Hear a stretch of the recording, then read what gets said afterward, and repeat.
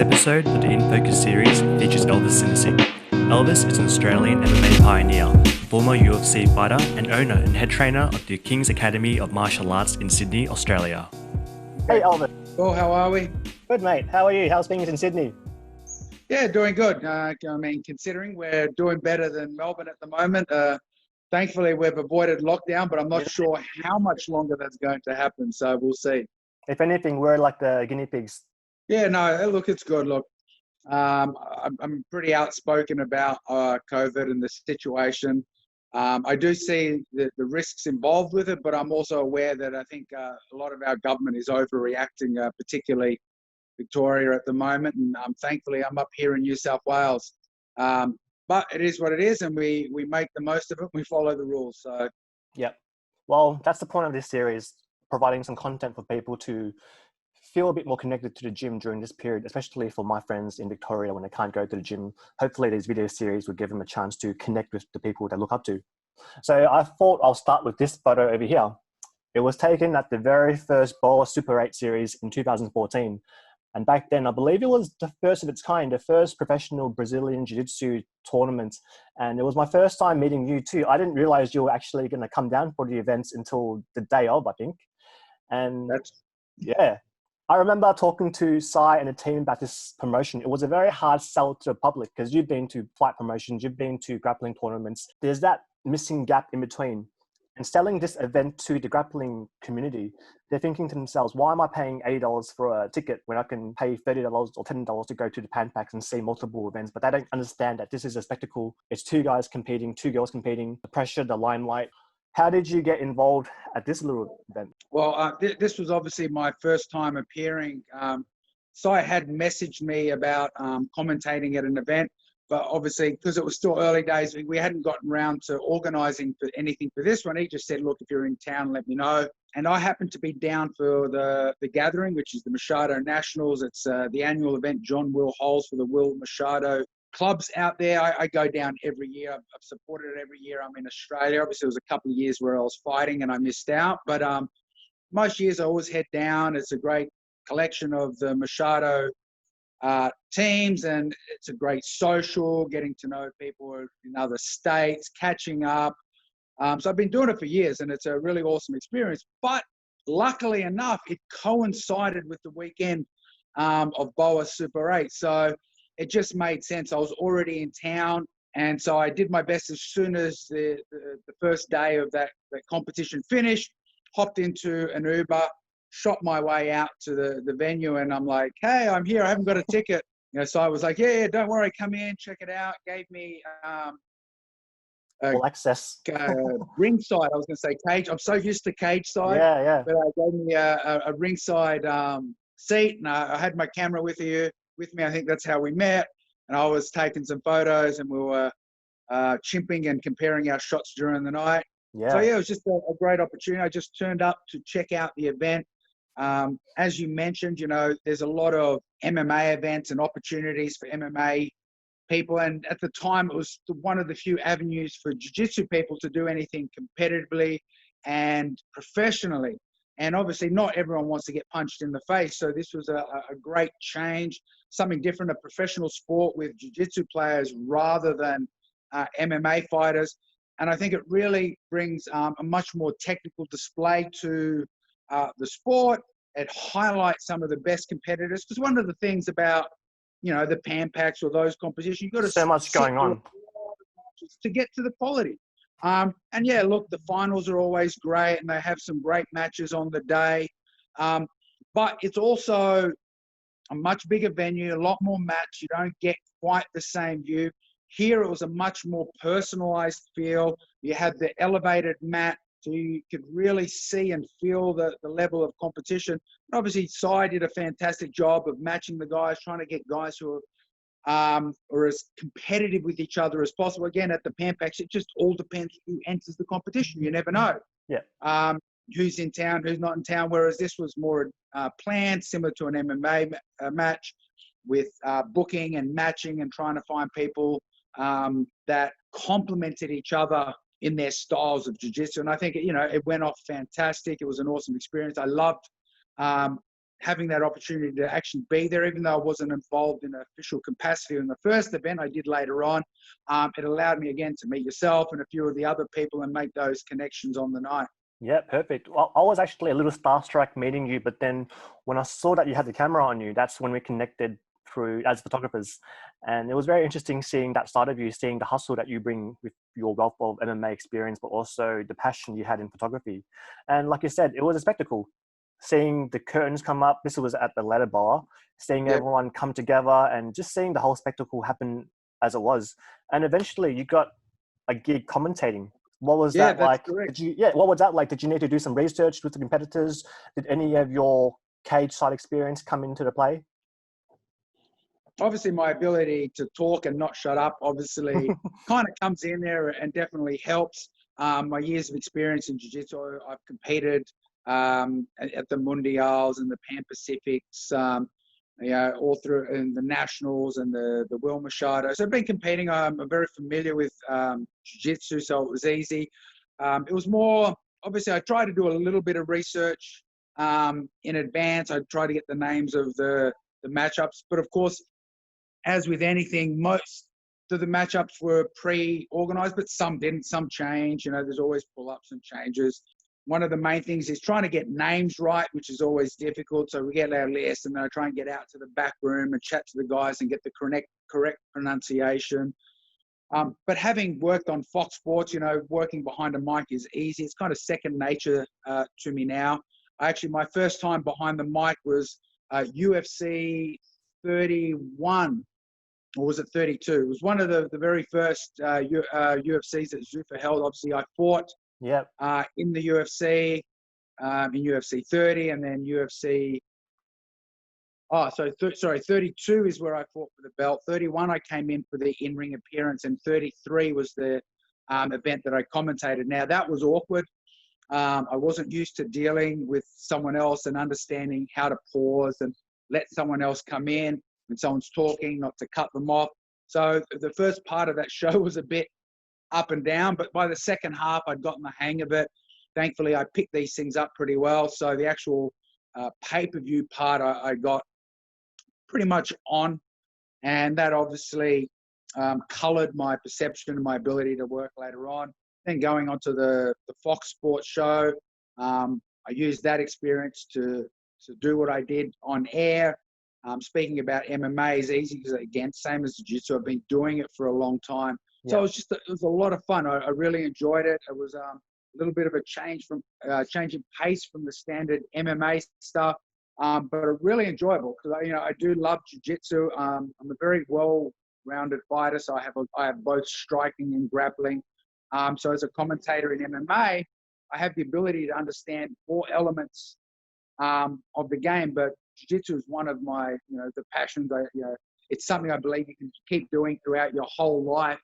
And, I'd been doing it for a long time and I'm still doing it and plan to doing it for a long time. So it was a great opportunity. Interestingly enough, we had a MMA event before the UFC came. International. It was an IFC, but not the traditional IFC. It was a little bit different. Yep. An event that brought over a whole bunch of UFC fighters, Carlos Newton, Josh Barnett, and there was Bustamante and Paulo Filho and a whole bunch of big name BTT guys. And I commentated that event. And one of the best compliments I got was Joe Rogan, who said it was one of the best commentaries he's heard, and my understanding of the Jiu-Jitsu and MMA was second to none. And so it's kind of always stuck with me since then, and I try and keep that in mind and always try and present the best possible performance that I can when I'm speaking behind the mic. But I think it's your ability to be able to explain technical jiu-jitsu, even high-level jiu-jitsu, to the lay person, because it's fun talking about jiu-jitsu in the fights to fight fans, but if you can win over new audiences and new fans, I mean, that's the ultimate goal. If you can make it relatable to them, if you can explain something that's so high level to someone who's a complete beginner, then that's the connection you can build with everybody. Yeah, you want to simplify. Like, jiu-jitsu is simple. It's, it's leverage that works, and obviously there is a lot of technical elements on where your hands go, the grips, where your partner's balance. That's where the more advanced stuff comes into it. But the fundamental ideas are very simple. If you can get them across to the general public, once they understand, you know, when someone's on the bottom, my goal is to try and topple his balance so I can either get on top or set up a submission. Or if I'm on the guy on top, I want to pin my opponent to the ground, get rid of his legs so I can get past and get to a more dominant position.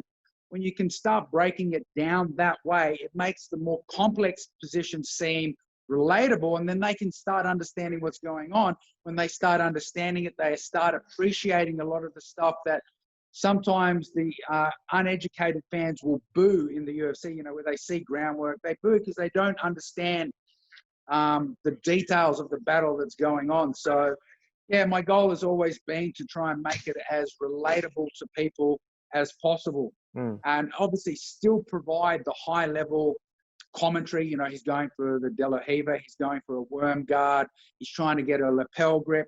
Understanding that so the advanced fan can appreciate and see what I'm saying, but also bringing it down to a level that the person who may not be familiar with what a De La Riva guard is, or a lapel guard, or a squid guard, or deep half guard, they may not understand the advanced technical part of it, but they understand, oh, I'm just trying to get underneath, I'm trying to control one leg, my normal half guard I face towards him, and my deep half guard I face in the same direction as him. And then they're like, oh, okay, now I can see the difference. They don't need to know the technical bits about the grips and where my feet go, but if they understand the fundamental positions, they will start spotting it. And then once you start spotting these things, it becomes a lot more enjoyable. That's perfect. So you said at the first bowl you had your camera with you and you weren't commentating at the time. You were just being a fanboy close to the match side, taking photos of the events. Was that your first time taking photos at an event like this with no cage? And well, obviously it was, because it was the first time attending an event like that. Of course. I had photographed at jiu-jitsu competitions before, but that's mainly because my students compete. And so what I've done is, because I enjoyed photography so much, I used to bring my camera with me, and then while I was coaching, I'd get some photos of my students in action. So I would coach them and then take photos, because I know a lot of times it's like, particularly if it's their first competition, it's nice if you can get a good photo and a memory of the match. And what I've ended up doing is, when I take these photos, I've printed them up and I actually have them up on the wall of my gym. So I've got photos I've taken about my students training and competing, jiu-jitsu, Muay Thai, boxing, wrestling, MMA, not so much, because it's a little harder to coach MMA and shoot at the same time. Jiu-jitsu and some of the other comps, it's a little easier because it's not quite as stressful. With the MMA stuff, I get more backroom photos, and I rely on guys like you to get the good shots in the MMA actual events. But yeah, no, first time in a professional event shooting there. It was an awesome experience. It was fun adjusting for the lighting. I mean, thankfully I shoot manual, so once you get the lighting, the exposure right, it doesn't matter what's in the background, you'll still get your shot down. And again, with Lightroom and a little bit of pushing and pulling, you can normally get most of the shot looking pretty awesome. Oh, Elvis, you're giving away all the secrets.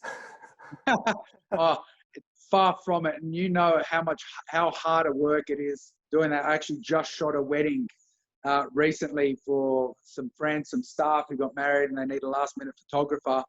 And I love shooting. I hate editing because the amount of work that goes into it. Anyone who thinks it's easy, it's not easy. Just a matter of, I mean, yes, it's easier if you get the shot right. So if you know what you're doing, you can set your manual and you do your shots and you get it pretty close. It is fairly easy. It's not overly complicated, but man, you get any shots wrong, you shoot into the light, or there's too much, it's too dark or anything, and then you've got to make adjustments. If you don't get a good shot, it doesn't matter how good an editor you are, you're never going to have a great photo. To have a great photo, you need to hit the shot, but then have the editing skills to bring out what you've seen. And you know, you obviously understand that. This is a fantastic shot.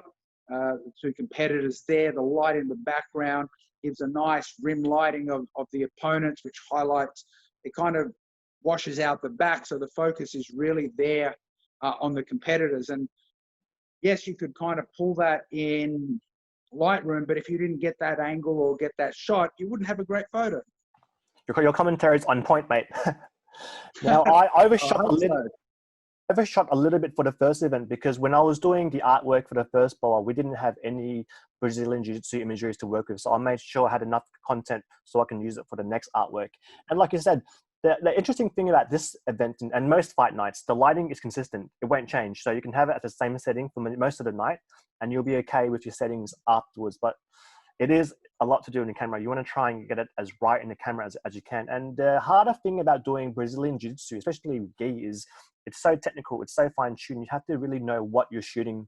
You got to look for the exciting moments. Whereas if it's no gi, it's more forgiving because it's more fast-paced. A lot more takedown will happen. A lot more motion will happen. Whereas gi, it's very slow-paced. If you miss a detail, that's it. You lost a submission. You missed the steps that led to the final result. Yeah, indeed. And things can happen very quickly. And if you miss the setup, you can miss, what just happened, and then you're firing at something and then it's all over. Exactly. So yeah, you're right. You really do. You do need, and that look, you'd understand this. That applies whether it's MMA, whether it's Muay Thai, whether it's Jiu-Jitsu. You can't just turn up and shoot and expect to get great shots if you don't understand what you're shooting. It's the same. If I go to a wedding and I've never shot a wedding before and I don't know what to look for, I'm going to miss all the good shots. You go to a wedding, the bride's going to walk down. He's going to be there with the father. He's going to lift the veil, If you miss it, you miss it. You're going to kiss. And, there are little keys. And if you haven't been to one and seen it, you're going to miss it. Same with the jiu-jitsu match. When they grab a certain lapel or when he grabs the pants a certain way, something's about to happen. But if you haven't watched one before, you're not familiar with it, you're going to miss those awesome opportunities. Perfectly said, mate. And like you said, it was very nice because it was at a very elevated podium. And when I do my fight sports ringside cage side, I like to shoot from a very low angle because I like that nice dramatic effect. However, in this case, I think the podium was a little bit higher than usual, so which made the competitors a bit vulnerable to be hitting the floor in case someone falls over. So we had friends at each corner making sure no one was going to fall over. However, that didn't stop these two guys from driving the double leg straight to the edge. And I can see you in the background hoping for something nice to happen. And it just happened to be right next to me. And you happened to get that perfect shot with me just chilling on the side while two guys was almost falling off. Did that go through your mind at all? Thinking that any moment now, someone's going to go over? Oh, look, being that it was on a platform and the first time there, I guess it was in the back of my mind. Naturally, no one wanted it to happen. I think at one of the points I even dived in to help because, you don't want to see anyone get hurt with something like this. Even in submissions, you don't want to see them get injured. But it does provide for some exciting footage, as you can see there, and, close exchanges by the edge. The angles, yeah. People catching people and things like that. It does. It makes great photos, and, it's a good way to sell the event because it makes it look exciting. But you don't want to have too many of these because you don't want the competitors risking themselves. And I know at future events they worked a little bit more on the platform and opening things up a little bit more. Yep. Do you remember this event here? This looks like yes, it's in Melbourne. I'm having a mental blank right now. I keep thinking CFC because that's Sydney, but it's not CFC. You're gonna prompt me or what? It's a shape. It's a six-sided shape. Oh, I know it. Oh, yeah. Hex. That's the one. There you go. I so, knew it. Just give me all I needed was the prompting. It's not an octagon. It's a hexagon. It's a hex fight series. So, yeah, I was... This was a special moment. I was working very closely with Charles Fernandez, who was one of the co-promoters at the time. He scouted me for a long time. This was about my 4th year in doing fight photography.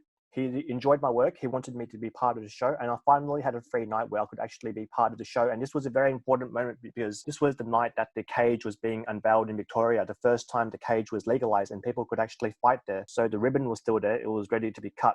And I think it was going to be cut by Soa Palele. But in my opinion, I wish that would have been you because you are to me, a strong Australian MMA pioneer. It should have been you. Oh, look, I appreciate that, and it would have been a fantastic honour. Interesting enough, I'd also been with Hex from the first show as well. You know, I came down with their first promotion when they were in the ring, and you know, I brought fighters down. So, you know, I was there with their journey, and it was great to be there in the cage. But I also understand Soa was current with the UFC, so Yes. he was more of a in the news. So it made sense to have him there. I kind of understood it. But saying that, you know, it would have been a nice opportunity and to be with another first. But hey, I've got plenty of pioneering feats. I don't need to take anyone else's opportunities to get the limelight either. It was actually I was a little bit nervous too. My first time shooting behind a cage, I always wanted to do it. And it was a challenge too. I was learning on the go. And because it was such a big deal with the cage being showcased, there was a lot of photographers there, a lot of guys we know, like Josh Stebbings, and then a lot of photographers coming from the media, like the Herald Sun and the Age. And you as you know, sometimes you get media outlets sending people there just to shoot. They're trying to get our sport in a bad light. So of course. I mean, would always thankfully it's yeah. changed now, but yeah, back in the day, I was around when no one knew about it, and that's all they were interested in was selling the blood and guts side of the sport. And that was still, you know, in Victoria, because it was the first time it was being unveiled, and you know, they were looking for something sensationalistic, and thankfully they weren't able to get it. So they tried very hard. Not in a negative light, I should say. They tried very hard. And for me to be ringside, I feel like it's a privilege. I worked my way to get to that spot, and my job is to capture the promotion in my way, to showcase the promotion and the sport in a good light. And we had, you know, there's some good guys in the sport like Josh Stebbings and also yourself shooting cage side, shooting through the cage. But that night you also had one of your fighters on, Byron, I believe. That's right, yeah. So when he was fighting, I wasn't shooting, but I did get the opportunity. Once my fighter's been out there and I'll grab my camera and shoot some of the matches that happen afterwards. But earlier on, when I'm there for my fighter. All my focus and attention is on him. And you know, Byron was a great guy. He was he reflected a lot of what I did back in the early day. He would take any match or any opportunity, and he just wanted to go out there and enjoy the competition and the opportunity to fight. So it was, you know, awesome to be in his corner, and again down in Hex, and then for their first caged event. It was a blast. It was a big deal for a lot of Victorians having their first fight inside the cage, whereas I believe you guys in Sydney could have fought on the cage already. Is that right? Yeah, we'd already been in the cage. We'd been there for a while. Thankfully, the CSA understood the cage, even though it looks violent, it's actually much safer than a ring. There's less risk of injury, you know, falling out of a ring, getting entangled in ropes. It's a greater risk. Like, obviously, there are ways to mitigate that risk, but putting up the cage is the best way. It creates a much more safer, competitive environment for the fighters. It's also what's known around the world, so it just makes sense. You know, if it's tried and tested somewhere else, why would we try and change what works and what is safe? So yeah, you know, the Sydney siders had that experience, but it was nice that the Victorians got that as well, and it is still going. We've had some amazing events now. You know, this obviously springboarded all the events, and eventually the UFC coming down, and the UFC breaking venue attendance records with the Ronda Rousey match down there in Melbourne, and that spectacular knockout finish that hardly anybody expected. And yeah, the sport has continued to grow, and there's a lot more fans, and now UFC is much more mainstream. You're not looked at strangely when you have to explain what cage fighting is. Everyone knows today. Yeah. Now, you said you switched between being a photographer to being a trainer here. Can you tell me a little bit about what's it like with your fighter moments before he's about to enter the cage? What a hard work's done. The hands have been taped up. He's just waiting to be wiped down and enter the cage. What goes through your mind here? And what do you say to your fighter in a moment like this? It's kind of funny. I'm probably more nervous when I'm behind my fighter than when I'm the fighter. When I'm the fighter, I'm ready to go. I'm excited. I'm looking forward to the challenge and the battle. And I have to keep that in mind when I'm a coach. I have to understand that they're feeling the excitement that I feel. I like to be a calming influence. I like to tell them that, you know what, the result doesn't matter. Just go out there, give your best. If you give your best, then the result will follow the performance. Go out, have fun, enjoy yourselves, and I'll be here for you. And that's pretty much it. You know, don't give too much detail there. It's more just about letting them know that this is their time to shine, and I'm there to support them, and I'll be there afterwards, regardless of what happens. Perfect. Are there any go-to corner advice that you'd like to give to your fighters during the fights, or do you just play it by ear? Pretty much play it by ear. I mean, there's basic advice. Look, take the center, be first, try and make them react to you rather than you react to them. Keep your hands up, be aware of the cage. That's your fundamental sort of advice. And then once you get into the corner, again, we don't want to go into too much technical detail. You might point out things, okay, he drops his left hand when he throws his right, or he moves to the right before he kicks. I'll give little pointers like that, but most of the time it's okay, you've done well, you've won that round, or look, you know, it was a very close round, I think you lost, you need to come back this round and be stronger. When you got underneath, you probably spent too much underneath. If you're not getting the submission, you need to get back to your feet faster. So it's fairly generic advice with a few fine tweaks based on what their game plan is and then what their opponent is doing during the match. So it is much easier than coaching a jiu-jitsu match, because with a jiu-jitsu match, it changes with every opponent, changes with every student, and I'm coaching 20 or 30 matches in a day, whereas in MMA, at most, it's, you know, maybe 4 or 5 if I'm unlucky and I've got a packed card. But most of the time, it's only 2 or 3 matches, and I can focus totally on what the fighters have done, how they prepared in the lead up to it. I must also say, it was very impressive to see a trainer like yourself be so decked out in what you need to bring to the corner. You had the gloves on, you had the belt around your waist. You were very prepared. I've seen some cornermen come to the fights with nothing at all. Some of them didn't even have Vaseline, but it looks like you were ready for the show. Well, of course, my years of experience fighting in the UFC, and I fought in Pancras, in K1, in Sweden, in London, in Manchester, Japan, the US, Australia. So, you know, I'd fought around the world. I'd seen what a lot of the cutmen and corner had. So I'm probably a little bit over-prepared, mainly because with a lot of the smaller Australian events, they don't always have cutmen, so you have to do the job of being a cutman. So I'm always prepared. I have my Vaseline, my adrenaline, my tape, my swabs, obviously the gloves, the water, the ice pack, the bucket. You're the water boy, the all the cutman, you're the trainer, the coach. come with it. So Yeah. back in the early days, I was probably over prepared. It's better to be, you know, have too much than not enough. Nowadays, the events are getting a lot better. Now they have cutmen, so I don't really need to bring my cutman stuff. I still do. I always have it on me, just in case there's an event where the cutman's not available or something happens. You know, I've always got my stuff there. But yeah, look, it's just part of being a coach. You know, as a coach, it's all about the fighter, and I always want to make sure everything I do is about making what they do as simple as possible, so they can focus on the one thing that's important to them, and that's fighting. Yeah. So I try and cover all the, you know, the wraps and the tape and the anything that's needed in the corner, the water, and things like that. Towels. Obviously, we ask our fighters to bring a towel with them and their mouth guard and a bottle of water and stuff. But I always have it there in reserve, just in case somebody forgets. You know, better to be prepared than underprepared. Perfect, mate.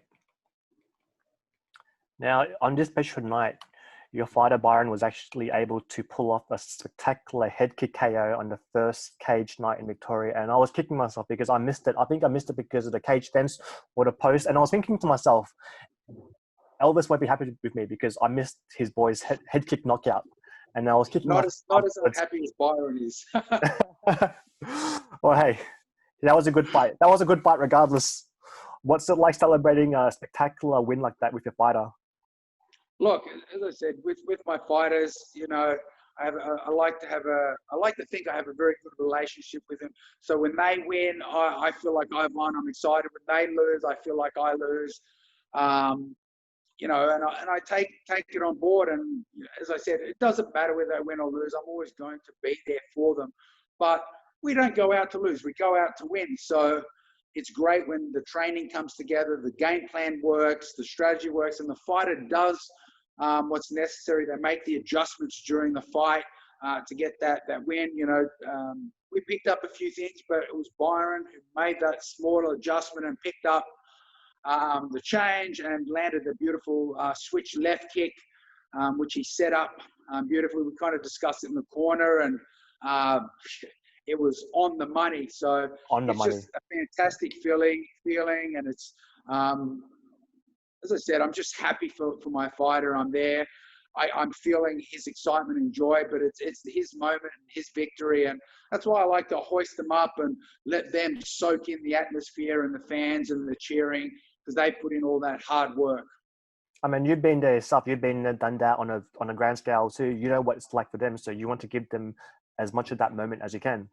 But moving to a moment when one of your fighters has lost the fight, what's it like with you and the fighter, and also in the change room? How do you go through them with what's happened?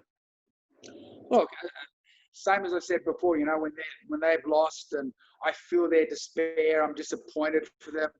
Not just because they've lost, but because I know the hard work, my guys are putting. If they hadn't put in the hard work, if they just turned up and put in a shit performance because they hadn't trained, I'd be like, well, it is what it is. You know what? That's what happens.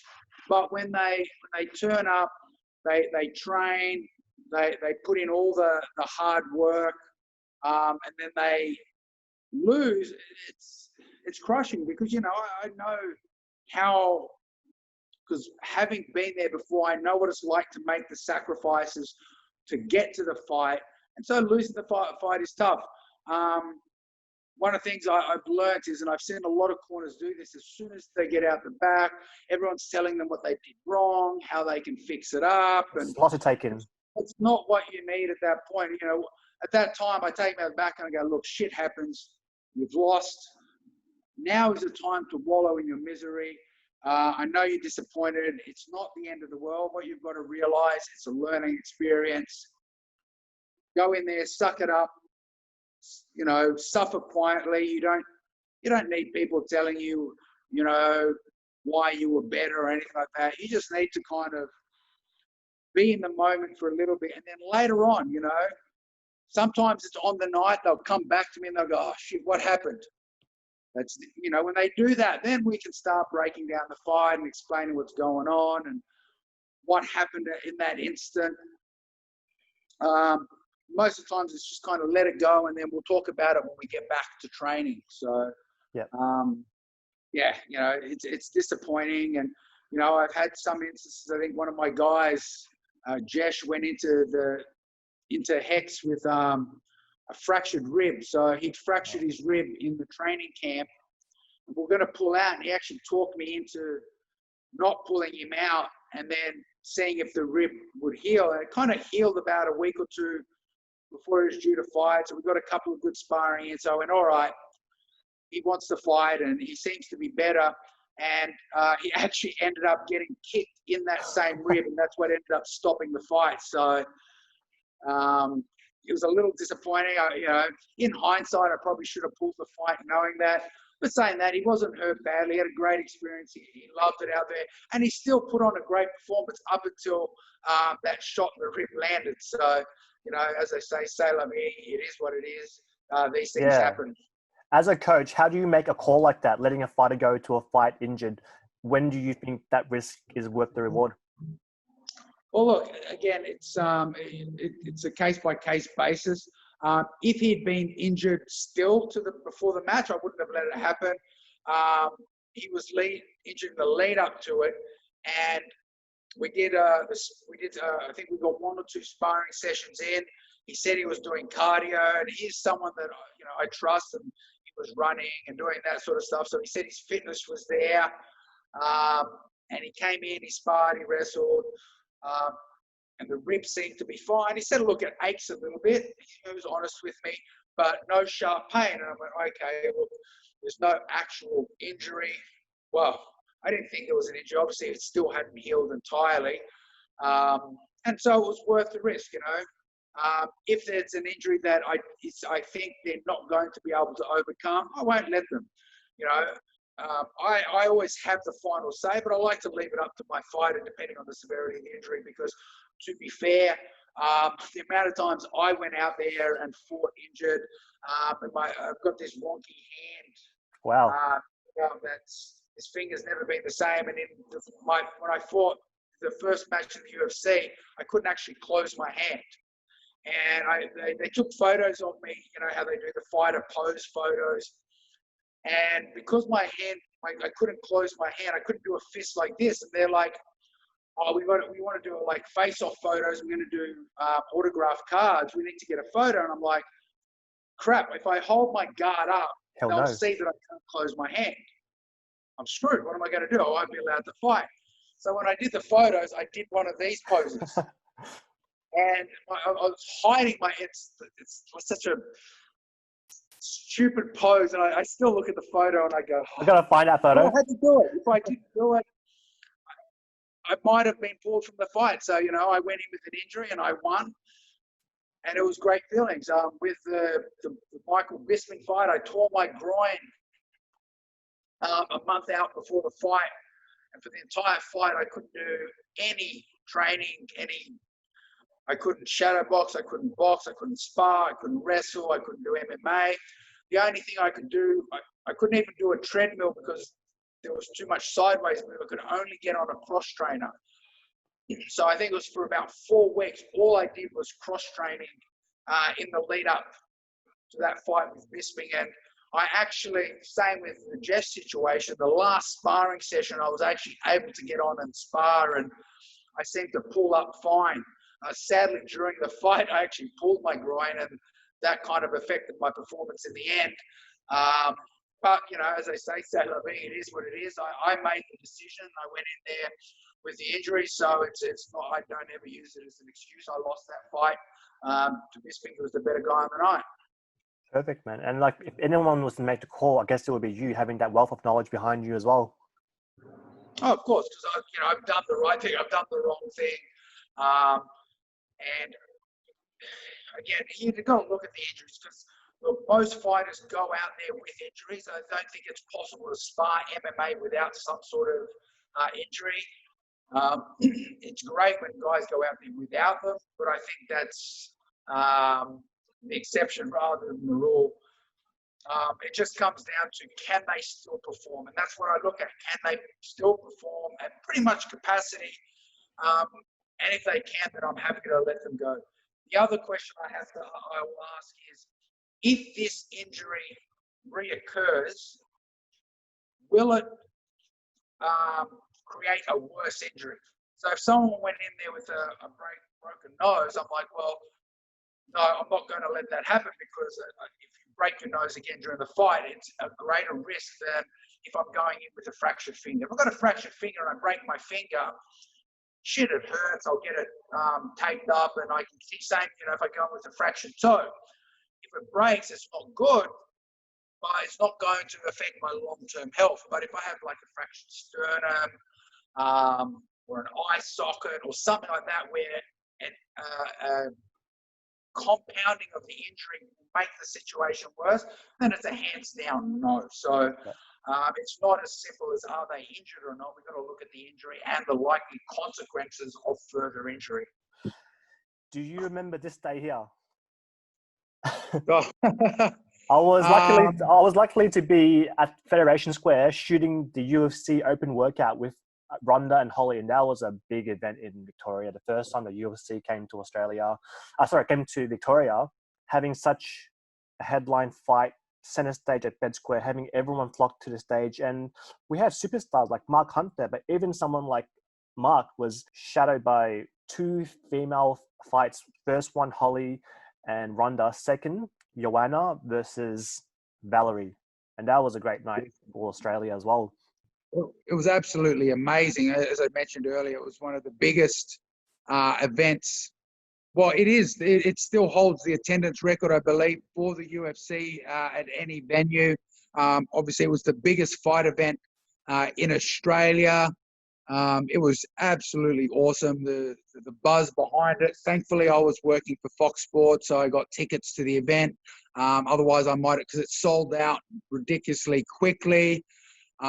It was just an amazing opportunity. I got the opportunity to also go in the back room and watch the fighters do their interviews, and it was quite telling that how much attention Ronda was getting, and Holly was pretty much being passed over during those interviews where it's behind closed doors, it's media only. I managed to get in there and watch them, and Valerie and Joanna were getting some attention, and obviously the majority of it was going to Ronda, but just watching the quiet confidence of Holly sitting there knowing what she knew or what she felt was going to happen. And very interesting thing was, Did you have a hunch, Elvis? Well, this is the interesting part. I actually had Ronda picked to win this. But I managed to sneak onto the fighter bus that was going to the media room for these interviews. Like, I was trying to work out how to get there and how to find it. And I saw Mike Winkeljohn. I know the Jackson and Wink. I've met the guys before at events, and we had a good relationship because, I've been a fighter coach. I've sat down and chatted with them before. I think there's at UFC 110, there's a photo of me, Jackson, and Matt Hume, and I think there was someone else, and we're up the back during the weigh-ins. We're just talking coaching, day-to-day life coaching stuff, not anything in kind of detail, but it was just awesome that these guys, some of the best coaches in the world, included me amongst them. So as I said, I'd met these guys before, and Mike Winkeljohn was out waiting for the bus, and I started chatting with him. And I said, "Oh, do you mind if I sit with you as we head in?" He goes, "Yeah, because he goes, yeah, that's good, because Holly just wants to sit by herself. She just wants to focus on." I'm like, cool. So I end up sitting with him and having an in-depth chat. Now, he didn't give away any of the game plan, but we spoke a lot about understanding fighter tendencies, looking for holes in the game, and he basically convinced me that they had a strategy and Holly had the skills to beat Ronda. And again, it was one of those things that you've got to be a coach to understand. He didn't give me any details, but the way you understand the way they look at a fight, you can talk to a coach and you can tell the difference when there's quietly confident and false confidence. And there was definitely quietly confidence in there, and they really looked like they'd done a lot of homework, research into this and understanding what was involved in this fight. And he actually swayed me on it. Sadly, he swayed me before my piece on Fox Sports went to air, so I didn't get to provide my insight or information on it before the event, because this was, I think, literally the day before weigh-ins. So it was like 2 days before the event. So again, and it's just, if I hadn't have fought in the UFC, I probably wouldn't have had this opportunity to sit down with Mike Winkeljohn. I wouldn't have been in my Fox Sports gig there at the hotel and working, and I would have missed the opportunity. So I'm really lucky that all the hard work I put in the years leading up to it kind of paid off in this moment, and to be able to be part of it and see some of the behind the scenes stuff, it will just stay with me forever unless the CTE kicks in and I forget it. There you go. Well, it's great to see that your journey in the UFC has taken you into great places, giving you backstage access to, and I was kicking myself. I wasn't able to get cage side access to this particular fight. The most I've got was capturing this shot here, which went viral for a little bit, but that was as much as I had. I was lucky to be enough to be ringside at the Whitaker and Adesanya fight, but I was kicking myself that I missed it from here. And I have this one more question for you before we wrap up. Do you still wear these? You're gonna. You mean these? Yep. Same ones. Haven't been washed. Of course, they've been washed. They get washed every week. Oh, there you go. Good man, mate. That's all. That's all I wanted to ask. I might even try some for myself. I'm getting a lot into barefoot walking these days, so I might take it up on it. Yeah, well, as you know, I'm big into the health and fitness, and at my gym, not only do we have Brazilian Jiu-Jitsu, Muay Thai, kickboxing, wrestling, boxing, MMA, we also have hot yoga kids, and not only do we have all the programs, we have an ice bath, a strength and conditioning room, oxygen, hyperbaric oxygen chamber, a sauna, and a hot yoga room. So I'm very big into recovery as much as I am training, and obviously the healthy living, diet, nutrition, supplementation, and the barefoot shoes. So the Vibrams, obviously, I get a lot of shit for them. That's why I wear them, because they're a bit of a trademark. But I've also got your standard Vivo bare feet that look like normal shoes. So when I'm out with my partner, she doesn't get too upset with me because she hates the toe shoes. But they're my thing, so I keep wearing them. Perfect, Elvis. Hopefully when borders open up, I'd love to come up there and do a session at your gym, mate. Well, yeah, you'll have to come up and train, and then maybe we can pull out the cameras and shoot some footage together. Definitely, mate. Thank you so much for your time. I really appreciate your time being on the show, mate. It's been a pleasure, and as I always like to finish, it's good to be the king.